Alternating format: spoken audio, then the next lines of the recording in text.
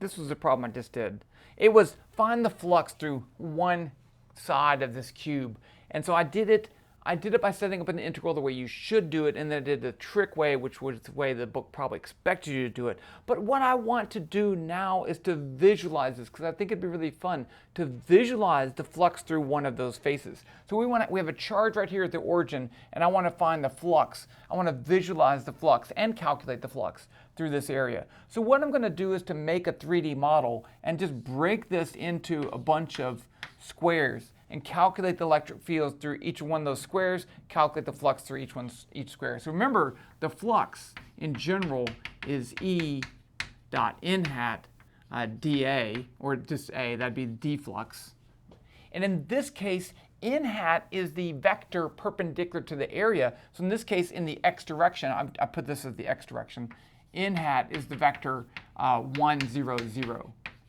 What about E? How do we find E? Well, if I have my observation location, RO, it's just going to be something like x, no, it's going to be L, Y, Z, right? That's in the Y, all the x values are fixed. Then RQ is the location of the charge, which is just the origin. So R is just going to be RO minus RQ, and that's just going to be the vector L, Y, Z. Now, to find the electric field at each one of those locations, I can say E is 1 over 4 pi epsilon naught Q over the magnitude of R cubed R. Right? So this is R hat, but then you bring that down with the R squared and you get an R cubed. It's just a little trick I like to do. So we don't need to calculate the magnitude of R because those are all going to change. We're just going to have Python do it. The real trick is the visualization. How do we make this work? Well, let's just jump into it and start doing it, and I'll talk through it as we need to. If I need to come back to the board, I'm going to go back to the board. Okay, so here we go at the computer. I'm using Web VPython. I will give you the code. Now, we do need some numerical values here. So let's just say Q is equal to 1, epsilon naught is equal to 1. That's the way we did in the problem before. L is equal to 1, just for stuff. And then I'm going to say n equals 10. How many pieces do I want to break it into? So I'm going to need dy is going to be equal to L over n. dz is going to be L over n, right? That's how many pieces I'm going to break it into. Okay, let's just go ahead and draw the charge and the big sphere. So I'm going to say, Q, I'm going to call it QQ. QQ is a sphere. Position is at the origin. Let's give it a radius of L over 25. I'm just picking stuff. And I like color equals color dot yellow for charges. And then I'm going to make my cube, the big cube. So the big cube, there's a box. So let's say cube. We don't even need to give it a name. Cube equals box. Now, the position of the box is in the center of the box, but I want my center, an edge of my box to be at the origin, right? So my position is going to be L over 2, L over 2, L over 2. So it's going to be vector L over 2, L over 2, L over 2. And then my size is a vector. Size is going to be the vector L, L. Oops, L. Oh, I missed the parentheses. L, L. And then I'm going to put, let's put opacity at 0.4. Okay, let's run. So that means it's transparent. So we don't be able to see through it. Okay, that's good. So there is my cube, and there's my charge. See, we've already made a lot of good progress, right? Now what we want to do is to fill in this side with some areas. That is a little tricky, but we're going to do it, and we can do it. Okay, so what I'm going to do is to make a list of areas, right? Because I'm going to just make the areas, and then we're going to go back and use the areas. So areas, I'm going to put areas is equal to an empty list. And then I want my y value to be starting off at 0. We did this with the numerical integral. Z value is equal to 0. In Python, z is out of the board. Okay. Okay, y is up. Board screen. So let's just do the same thing. While z is less than L, y equals 0. While y is less than L. Okay, so now I need to make my square. Okay, so this square is going to also be a box. Okay, so I'm going to say, let's first give a temporary vector. RT is going to be equal to the vector. Where am I at? Right, it's the vector L. Now, I want to use the center of the box. So I'm going to say my y value is going to be y plus ds over 2. Right, so I need to shift it over a little bit. And my z value is going to be z plus ds over 2. I'm going to shift it a little bit. So that's my location, right? But I'm changing the variables x and the y. Now I can add to the area. Areas equals areas plus a box. Its position is going to be equal to RT. Its size is going to be equal to, I need some very thin this way. So this is going to be a vector in the x direction. Let's say that's ds over 10, 15. And then ds. And you can't see that because my giant head. Okay. Should I make this a little, let's make it a little bit, there. That might be a little bit better. Okay, I think you can still read it. I like big stuff though. Okay, so that's my box. I have the position, I have the size.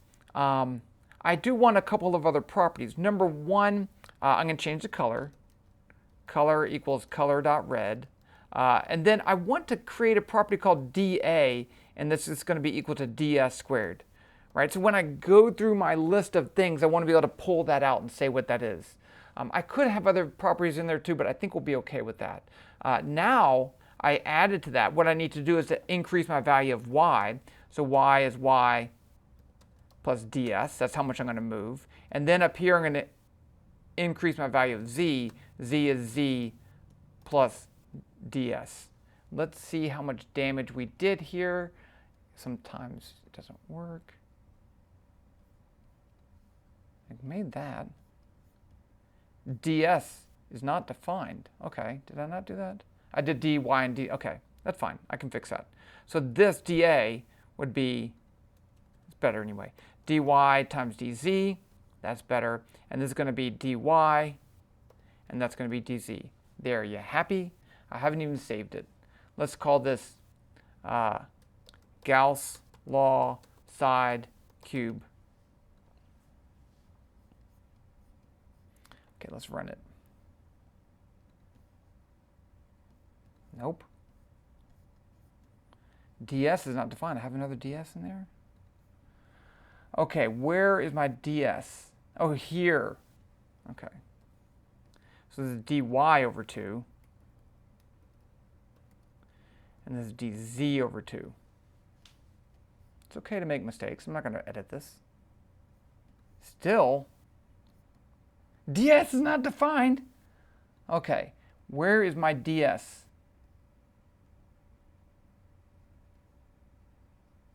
Oh, right here. Let's call it dy over 15. dy, dz. Please be the last ds.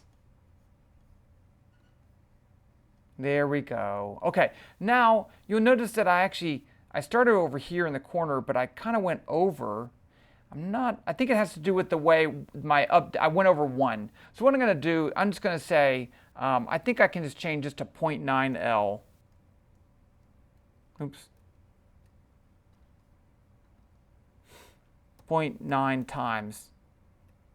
And which is a cheat, but it doesn't matter. Once you make the squares, it doesn't really matter. Okay, look at that. Now, I do want to do one thing, because I want to be able to see the individual squares, because I think that's cool. So up here, when I make my boxes, I want to make these a little bit smaller, right? So let's just multiply this by 0.9 times and see what that looks like. No? What did I do wrong?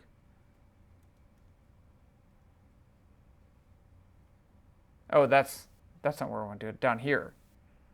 Size is 0.9 times. Look at that. Okay, so there's all my areas. They're actually in a list. So now what I can do is go through and calculate the electric field at each point and plot it, and then calculate the flux. It's going to be so much fun. We're having a great time here. I'm having a great time. I want to go ahead and make a function. I'm going to put it, I'll put it right here. Def, E-R-O-T. So what this does is it takes some observation location along with the known charge, and it returns the vector value of the electric field. So let's just say R is going to be equal to ROT, whatever vector I pass it, minus Q.POS. And I know that seems silly because we know what Q is, Q.POS. But if I move the charge, this thing will still work. So I'm going to do it that way. And now I can calculate the electric field. I'm going to call it ET. It's equal to 1 divided by 4 times pi times epsilon naught. I'm doing it this way because in the problem I used epsilon naught. Okay, so times Q times norm of R divided by mag of R squared. You'll notice in this case I'm using the unit vector R hat because I don't really care. I'm not calculating it anyway. What does it matter to me? Python does it. And then I can return ET. So I give it an observation location. It gives back an electric field. Okay, let's go ahead and let's make the electric fields. Let's plot them. So I'm going to have an E scale. Let's just set it equal to 1. And remember, if I'm going to draw an arrow with an electric field, I need to have that conversion between electric field units and distance units because I'm drawing things as distances. So I want to go through my whole area and just put an electric field there. So for area in areas. You see how nice that is? It goes through the whole list of areas and it calls each element area. And so for each area, I want to calculate the electric field. So let's call this ETTT. I'm going to call it the temporary electric field, which I could just do it all in one fell swoop. Arrow, I'm going to put it the position at area.POS, at the location of the sphere. And then the electric field is going to, the axis is going to be equal to E scale times ETE of area.POS, right? It's the electric field at the location of the area. So I'm just going to pass the area vector, the position of the area, to my function. And that's it. Oh, I want the color. Color equals color.yellow. And since I'm just using a for list, it goes through all the things. I don't need to update anything. Let's see if this works. Okay, there you go. Now they look a little big. So let's make them a little bit smaller, right? That does look cool though. Does that not look cool? Okay, so let's make that, let's try half as big.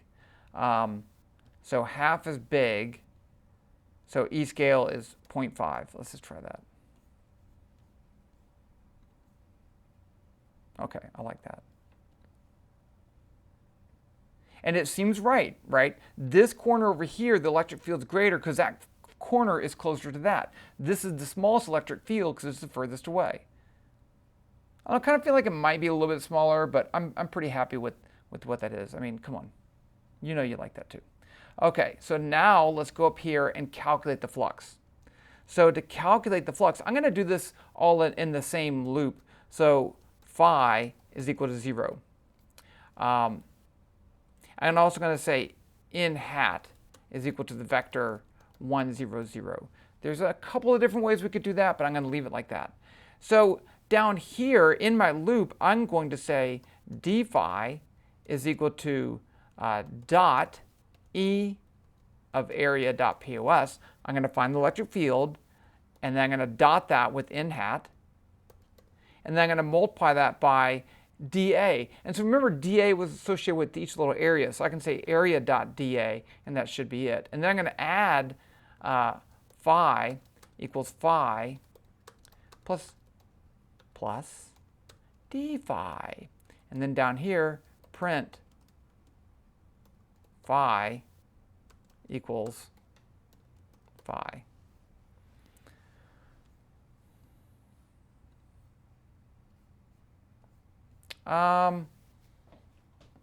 I'm off by a factor of 10.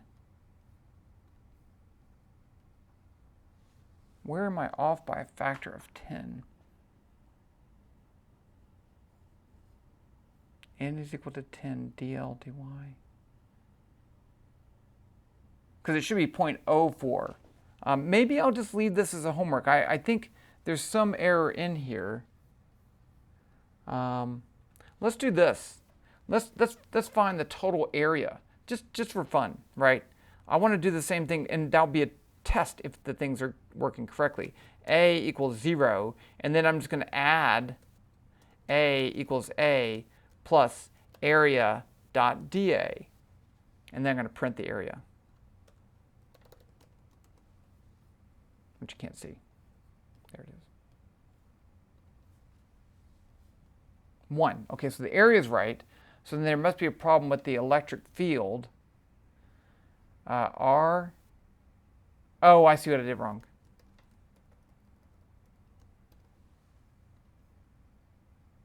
Okay, so now 5's right, but up here, the electric field is too tiny. So I need to fix my E scale. I fix my problem. Usually I'm like, I give up because I don't want to waste time. You never know how long it's going to take to solve. So let's put this at 2.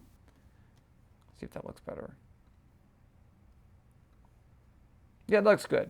Okay, so you need to pick how big you want that E scale to look like, how big you want the electric field to look like. But there you go. Oh, I did say this would work no matter where I put my charge. So let's just move the charge just for fun. Let's move the charge. I'm going to move it up here. Let's put it in the X direction, in the Y direction, L over 2.